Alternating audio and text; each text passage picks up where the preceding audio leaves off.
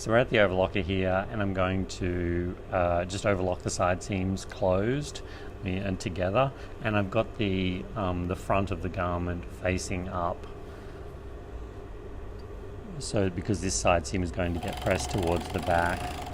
Again, there are just all these little bits here that are sticking out, and that's all I'm going to cut off with the overlocker.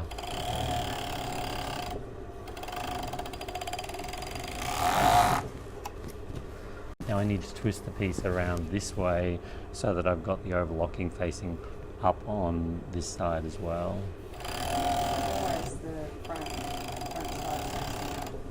Even if this is the wrong side of the front, but it's still front, as in this is the front and that's the back, so the front is facing up.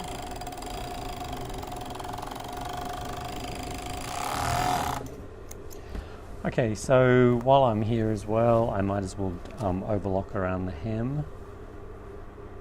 So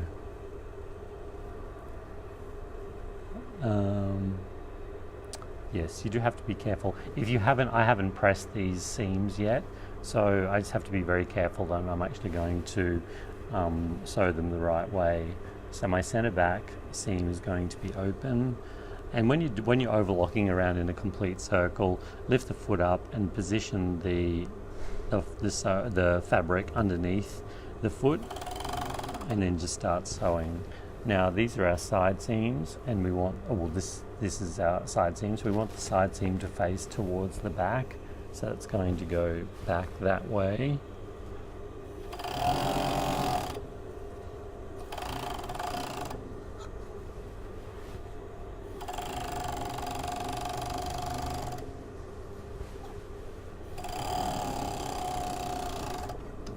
So I'm coming up to the other side seam here. So this is our center back. So we're having to face the seam towards the back, so that goes this way. So it's just flowing that way.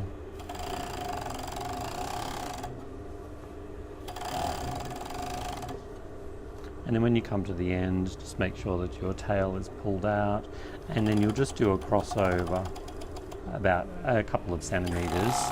And then what I did then is I lifted the foot up, I pulled the fabric out, and then just did a few more stitches.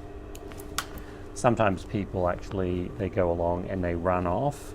I don't like that because I don't like the tail that it leaves, so this is just a little bit neater. Okay, so I'll press the side seams next in preparation for the waistband. Okay, so I've got my skirt back on the whole skirt on the ironing board here. I've got the center back seam, so I'm just going to press that open.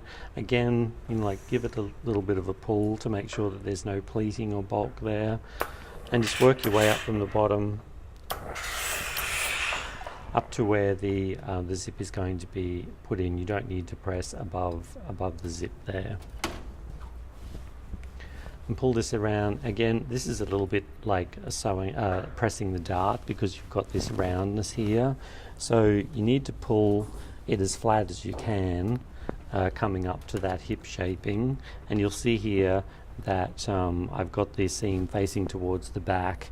If you're at all confused about which way the seams go around the hem, press the seams first and then overlock around the hem.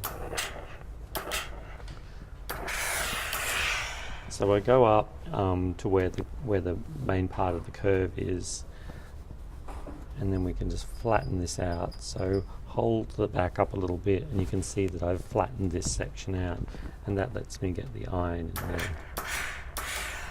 And you don't have to push the iron all the way over. You're really just just ironing this couple of centimeters here, so you can just take it a little bit past that seam. Same on the back here. So we're going nice and flat up into the hip curve, and then make that flat there, and then push into the curve. It'll take a bit of practice to get on top of these, but yeah, it becomes easier.